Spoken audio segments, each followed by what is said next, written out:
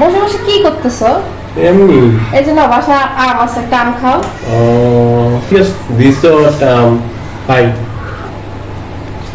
এই নাও আরেকটা আপেল আম খাও।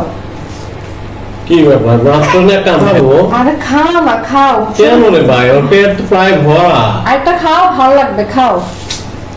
বুঝলাম না কি আম খাওয়াইতে চাস তুই। পেট ভরছে? হ্যাঁ। আরেকটা আম এনে দেই?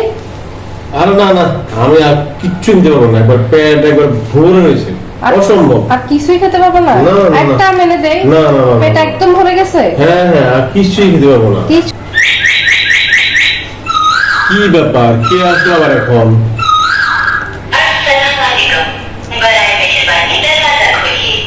আরে আমি পিৎজা অর্ডার দিছিলাম, বুঝছো?